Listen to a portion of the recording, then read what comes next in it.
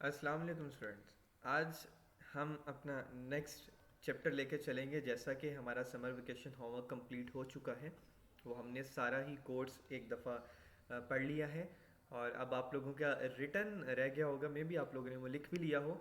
अच्छा, ऐसा है कि जो हमारा नाइन्थ N1 सेक्शन था, उनके 2 यूनिट कंप्लीट हुए थे। आज हम उनका नेक्स्ट थर्ड यूनिट डायनामिक्स से स्टार्ट करेंगे और जो साथ में P1 सेक्शन होगा, उनका ये रिवीजन चलेगा साथ साथ में। और जैसे ही हमारी दोनों सेक्शंस का कोर्स सेम हो जाता है, उसके बाद हम अपना एक दफ़ा फिर समर वेकेशन होमवर्क को रिवाइज करेंगे। ठीक है, चलें हम चलते हैं यूनिट नंबर थर्ड की तरफ। अच्छा, यूनिट नंबर थर्ड है डायनामिक्स। इससे पहले अगर आप लोगों को याद हो, आप लोग पढ़ चुके हैं यूनिट नंबर सेकंड जो कि था काइनेमैटिक्स। काइनेमैटिक्स में आप लोगों ने क्या पढ़ा था? काइनेमैटिक्स चैप्टर में आप लोगों ने ब्रांचेस के बारे में पढ़ा था। सॉरी, ब्रांचेस कह रहा हूँ, मोशन के टाइप्स के बारे में पढ़ा था। और आप लोग उसमें ये डिस्कस करते थे कि ऑब्जेक्ट मोशन में है, लेकिन आप उसकी काज डिस्कस नहीं करते थे कि ये मोशन में क्यों है, कौन सी रीज़न है जो इसको मोशन में लेके आए। तो ये ऐसी ब्रांच है फिजिक्स की, डायनामिक्स, जो हमें बताती है कि ऑब्जेक्ट मोशन में है, इस वजह से है, इसके बिहाइंड रीज़न ये है, ये ऐसे बिहेव कर रहा है। डिफरेंस क्लियर हो गया होना का? काइनेमैटिक्स और डायनामिक्स में, काइनेमैटिक्स में तो हम रीज़न नहीं पढ़ते थे कि ऑब्जेक्ट मोशन में क्यों है, लेकिन डायनामिक्स में हम पढ़ेंगे। चलें डेफिनेशन देख लेते हैं हम। यहाँ पे डायनामिक्स की डेफिनेशन हमें कहाँ पे मिलेगी जी? पेज नंबर 58 पर हमें डेफिनेशन मिलेगी डायनामिक्स की। डायनामिक्स हमें क्या कहता है जी? डायनामिक्स हमें कहता है कि द ब्रांच ऑफ मैकेनिक्स, ये ऐसी ब्रांच है मैकेनिक्स की, मैकेनिक्स एक फिजिक्स की ब्रांच है ना, तो ये डायनामिक्स एक ऐसी ब्रांच है मैकेनिक्स की that deals with the study of motion of an object as the cause of its motion.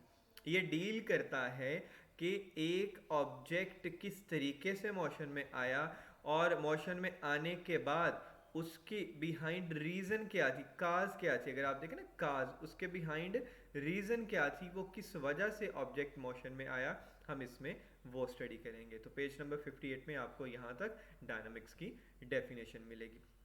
और कहता है in this unit we shall study momentum. अब इस चैप्टर में हम मोमेंटम के बारे में भी डिस्कस करेंगे कि एक ऑब्जेक्ट का मैस है, जो बॉडी है, वो मोशन में किस हद तक रोल प्ले करती है। फोर्स का कंसेप्ट पढ़ेंगे, लॉज ऑफ मोशंस पढ़ेंगे, उसकी एप्लीकेशंस पढ़ेंगे। ये सारी चीज़ें तकरीबन हम इस चैप्टर में पढ़ेंगे। पहला हमारा जो 3.1 टॉपिक है, वो कह रहा है जी फोर्स, एनर्शिया एंड मोमेंटम क्या होता है। Force, inertia and momentum. Force and inertia and momentum, अगर आप लोग उसको पढ़ने से पहले अगर आप इन डायग्राम को देखो, 3.2 डायग्राम में एक बैट्समैन है, पुश कर रहा है, हिट कर रहा है एक बॉल को। अगर एक बॉय है, वो क्या कर रहा है? पुश कर रहा है बॉल को, दीवार को धक्का लगाने की कोशिश कर रहा है। अगर एक गोल कीपर है, तो वो एक बॉल को रोकने की कोशिश कर रहा है। ठीक है, न्यूटन, जितने भी न्यूटन्स के लॉज ऑफ मोशन है ना, वो बहुत इंपॉर्टेंट होते हैं कि हम कंसेप्ट, मोशन के कंसेप्ट को किस तरीके से जो है ना वो स्टडी कर लेते हैं। अब सबसे पहले हमारे पास आ जाता है फोर्स। अब फोर्स क्या काम करता है? कहता है कि अगर हम क्या करें कि डोर को ओपन करें, तो क्या करते हैं? या तो हम पुश करते हैं या तो पुल करते हैं। अगर आप लोगों ने देखा होगा कि आप अमूमन किसी भी शॉप्स वगैरह पे जाते हो, मेडिकल स्टोर पे जाते हो, तो वहाँ पे पुश एंड पुल जो है ना डोर के ऊपर लिखा होता है। पुश मतलब धकेल दो, पुल मतलब खींच लो। अब जो पुश है ना, जो एक काट है, वो भी पुश के कंसेप्ट से ही जो है, वो एक हॉर्स उसको खींचता है। और उसके बाद जो बैट्समैन है, वो बॉल की डायरेक्शन को चेंज कर देता है उसके ऊपर पुश करते हुए। तो एक बात यहाँ पर हमें पक्की होगी, वो क्या है? कि फोर्स है ना, वो हमेशा वजह बनती है बॉडी के मूव करने की। कौन सी बात हमें पता चली? कि जो फोर्स है वो हमेशा वजह बनती है एक बॉडी के मूव करने के लिए। अगर एक ऑब्जेक्ट, अच्छा आपके सामने बुक्स पड़ी होंगी, ऐसे ही है ना, बुक्स पड़ी हैं, बुक्स रेस्ट में हैं। तब तक वो रेस्ट में होंगी जब तक आप उसके ऊपर फोर्स अप्लाई ना कर दो। ऐसे ही है ना। फॉर एग्जाम्पल, आपके टेबल पे यूं एक बुक पड़ी हुई है ना, ठीक है, ये तब तक यहाँ पर पड़ी रहेगी जब तक आप इसके ऊपर फोर्स अप्लाई ना कर दो। और जब आप इसके ऊपर फोर्स अप्लाई करोगे तो पॉसिबिलिटी है कि ये यहाँ से यहाँ तक पहुँच जाए।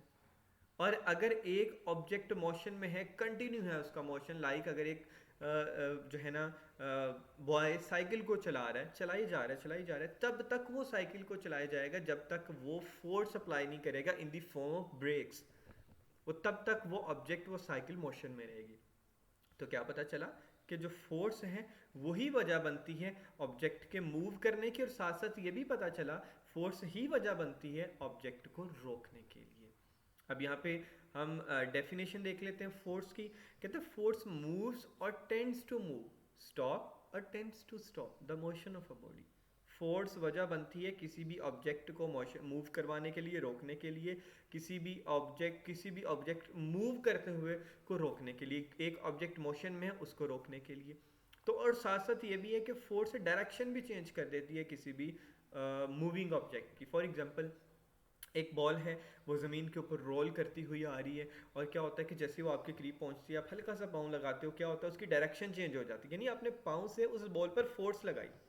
तो इस डेफिनेशन से हमें ये तीन चीज़ें पता चली कि फोर्स ऑब्जेक्ट को मूव करने की वजह भी बनती है, फोर्स ऑब्जेक्ट को स्टॉप करवाने की भी वजह बनती है जो ऑब्जेक्ट मोशन में होते हैं, और साथ में जो तीसरी बात हमें पता चली कि फोर्स ऑब्जेक्ट की डायरेक्शन भी चेंज कर देती है जो मोशन में होते हैं। नेक्स्ट हमारे पास आ जाता है जी इनर्शिया क्या होता है। हम इनर्शिया को देखेंगे। अच्छा, ये जो गैलीलियो था ना, ये पहला साइंटिस्ट था, ये पहला साइंटिस्ट था, ये यहाँ पर एमसीक्यूज भी हमारा एक बन सकता है। ये पहला साइंटिस्ट था जिसने ऑब्जर्व किया कि ये तो बहुत आसान है, it is easy to move और to stop light object and heavier ones. अब बात को समझना है, गैलीलियो पहला साइंटिस्ट था जिसने कहा जो हल्के वजन वाली चीज़ें हैं उनको मूव करवाना और उनको रोकना तो बहुत आसान है, और वो चीज़ें जो वेट रखती हैं, ज़्यादा वजन वाली हैं, ज़्यादा मैस वाली हैं, उनको मूव करवाना और उनको रोकना बहुत डिफ़िकल्ट है। तो फिर क्या हुआ, फिर जो न्यूटन था ना, न्यूटन ने क्या किया, Newton concluded that everybody resist to change, resist everybody resist to change in its state of rest or of uniform motion in a straight line। हर बॉडी मज़ाहमत करती है अपनी चेंज, जब उसके अंदर हम चेंजिंग लेके आते हैं, तो उसने इस प्रॉपर्टी को इनर्शिया का नाम दे दिया। इनर्शिया हमेशा रिलेट करेगा मैस के साथ। अगर किसी भी ऑब्जेक्ट का मैस ज़्यादा होगा, ये एमसीक्यूज भी बन सकता है, इनर्शिया हमेशा रिलेट करता है मैस के साथ। अगर किसी भी ऑब्जेक्ट का मैस ज़्यादा होगा तो क्या होगा, इनर्शिया ग्रेटर होगा। अगर किसी भी ऑब्जेक्ट का मैस कम होगा तो इनर्शिया वहाँ पे कम हो जाएगा। अब इनर्शिया की डेफिनेशन क्या है, inertia of a body is its property, एक ऐसी उसकी खसूसियत है due to which it resist, resist का क्या मतलब है, मज़ाहमत करना, due to which it resist any change, वो मज़ाहमत करती है कोई भी अगर चेंजिंग आती है इन स्टेट ऑफ रेस्ट और मोशन, चाहे वो रेस्ट में हो या मोशन में हो जाए। ठीक है, नेक्स्ट हमारे पास आ जाता है एक्सपेरिमेंट 3.1, और ये आपने अच्छे से रीड कर लेना है, ये आपका जो है ना फोर्स इनर्शिया प्रॉपर्टी को जो है ना काफ़ी हद तक फुलफिल कर देगा। नेक्स्ट हमारे पास आ जाता है जी मोमेंटम क्या होता है, मोमेंटम को हम देखेंगे। अच्छा, कहता है यहाँ पे उसका छोटा सा सवाल देख लेते हैं, फिर हम डेफिनेशन की तरफ आते हैं। वो कहता है bullet has very small inertia, एक बुलेट है ना, छोटी सी बुलेट होती है, उसका बहुत स्मॉल एनर्शिया होता है क्योंकि उसका मास कम होता है, छोटी सी तो होती है। बट वाई डज, लेकिन ऐसा क्यों है, its impact is so strong, उसका असर बहुत स्ट्रॉन्ग होता है when it is fired from the gun, जब उसको गन में से फायर कर दिया जाता है। हाउ इज इट पॉसिबल, उसका मैस तो छोटा है लेकिन जब हम उसको फायर कर देते हैं तो वो क्यों क्यों इतना स्ट्रॉन्ग इम्पैक्ट होता है उसका, ये हम स्टडी करेंगे नेक्स्ट जब हम लॉज ऑफ मोशन पढ़ेंगे अकॉर्डिंग टू मोमेंटम। ठीक है, ये सवाल जहन में रखना, ये मैं आपसे आगे जाके पूछूंगा भी। ठीक है, अच्छा भी उसके बाद, अच्छा यहाँ पे एक और, चलो उसके बाद सुन लेते हैं। कहता है on the other hand the impact of a loaded truck on a body coming its way is very large when if the truck is coming slowly. अगर दूसरी तरफ देख लें, एक लॉडी ट्रक है on a body coming its way, अगर वो अपने रास्ते पे आ रहे, इज़ वेरी लार्ज, बहुत बड़ा दिखाई देगा, even if the truck is moving slowly, लेकिन अगर एक ट्रक स्लो दिखाई दे। To explain such situation we define, अच्छा ये डिफरेंट जो है ना यहाँ पे कंसेप्ट को मोमेंटम के साथ रिलेट करने की कोशिश कर रहा है कि भाई जो मोमेंटम है ना वो उसमें मैस तो इन्वॉल्व होना ही होना है। अब देख लेते हैं कि भाई वो किस तरीके से, कहता है कि ये जो हमारे पास मोमेंटम है ना of a body is the quantity of motion, हकीकत में ये मिकदार है मोशन की। मोमेंटम ऑफ अ बॉडी हकीकत में ये मिकदार है मोशन की जो उसने हासिल किया अपने मास और वेलोसिटी की वजह से, जो उसने पोजेस किया अपने मास एंड वेलोसिटी की वजह से। अब यहाँ पे कहता है द मोमेंटम, मोमेंटम को पी से डिनोट किया जा रहा है of a body is given by the product of mass and velocity, कि जो मोमेंटम होता है वो प्रोडक्ट होता है, प्रोडक्ट का मतलब डायरेक्ट रिलेट मल्टीप्लिकेशन हो रही है मास एंड वेलोसिटी की। ये पी है मोमेंटम सिंपल, एम है मास और वी है वेलोसिटी। Is it clear? बहुत इंपॉर्टेंट एमसीक्यूज। मोमेंटम एक वेक्टर क्वांटिटी होती है और अगर इसके एसआई यूनिट की बात की जाए तो वो किलोग्राम मीटर पर सेकंड होता है। ये वो अपना छोटी छोटी कह लें कि कंसेप्ट हैं, ये वो छोटी छोटी क्वांटिटीज़ हैं जिनको आप एक अच्छे से याद रखोगे तो उम्मीद है कि आप लोगों के काफ़ी हद तक एमसीक्यूज भी क्लियर हो जाएंगे। नेक्स्ट हमारे पास आता था जी न्यूटन्स लॉ ऑफ मोशन। तो उसमें सबसे पहले हम डिस्कस करेंगे Newton first law of motion को। Newton first law of motion हमेशा हमेशा डील करेगा बॉडीज़ के साथ, ये बात याद रख लें। Newton first law of motion हमेशा डील करेगा उन बॉडीज़ के साथ जो चाहे रेस्ट में हैं या वो मूव कर रही हैं या वो मोशन में हैं। बात समझ में आ रही है ना? According to Newton first law of motion हम देखते हैं कि अगर एक बॉडी रेस्ट में है ना तो वो तब तक रेस्ट में पड़ी रहती है जब तक आप उसके ऊपर कोई फोर्स नहीं लगाते। तो यहाँ पर ये इतना हिस्सा, अगर हम रेस्ट की बात कर रहे हैं ना तो इतना हिस्सा ये लॉ को वेरीफाई कर रहा है, यहाँ पे लॉ बिल्कुल ठीक है। तो मैंने आपको पहली बात बताई कि Newton first law motion deal करता है बॉडीज के साथ, उन बॉडीज के साथ जो रेस्ट में है या मोशन में है या यूनिफॉर्म स्पीड के साथ मूव कर रही हैं स्ट्रेट लाइन में। तो एक ऑब्जेक्ट रेस्ट में तब तक रेस्ट में है जब तक उसके ऊपर फोर्स अप्लाई नहीं की जा रही, और एक ऑब्जेक्ट तब तक मोशन में रहेगा जब तक उसके ऊपर फोर्स लगाकर उसको रोका ना जाए। यानी कि रेस्ट और मोशन दोनों से हमारा Newton first law of motion verify हो रहा है। ठीक है, हम ये तो था थोड़ा सा कंसेप्ट, अब हम थोड़ा इसको देख लेते हैं बुक पे क्या लिखा हुआ है। कहता है जी first law of motion deals with the bodies which are either rest or moving with uniform speed. ये बात मैं आप लोगों को बता चुका हूँ। According to Newton first law of motion a body at rest remains at rest provide no net force act on it. एक बॉडी अगर रेस्ट में है वो तब तक रेस्ट में रहेगी जब तक उसके ऊपर कोई भी नेट फोर्स अप्लाई नहीं की जा रही। और ये हिस्सा जो है ना वेरीफाई कर रहा है कि हमारा लॉ बिल्कुल ठीक है। इसकी एक उसने एग्जांपल दी है। For example a book laying on a table remains at rest as long as no net force act on it. अगर आपके सामने टेबल पे एक बुक पड़ी हुई है वो तब तक रेस्ट में रहेगी जब तक आप उसके ऊपर फोर्स अप्लाई ना कर रहे हैं। फिर उसके बाद कहते हैं similarly a moving object does not stop. जैसा कि मैंने दूसरी कंडीशन बताई कि एक मूविंग ऑब्जेक्ट तब तक नहीं रुकेंगे जब तक आप उसके ऊपर फोर्स अप्लाई ना कर दें या फ्रिक्शन की फोर्स की वजह से, ग्रेविटेशनल फोर्स की वजह से वो खुद ना रुक जाएं। तो यहाँ पे हमें एक डेफिनेशन मिलेगी नेट फोर्स की। कहता है नेट फोर्स क्या है? Net force is the resultant of all the forces. ये हकीकत में रिजल्टेंट है ऑल द फोर्सेस का जो एक्ट होती हैं किसी भी बॉडी पर। नेक्स्ट हमारे पास Newton first law of motion की डेफिनेशन आ जाती है। A body continues its state of rest or uniform motion in a straight line provided non net force act on it. अगर एक बॉडी है जारी रखे है अपनी स्टेट ऑफ रेस्ट को या यूनिफॉर्म मोशन को एक लाइन में तब तक जारी रखे हैं जब तक हम उस पर कोई नेट फोर्स अप्लाई ना कर दें।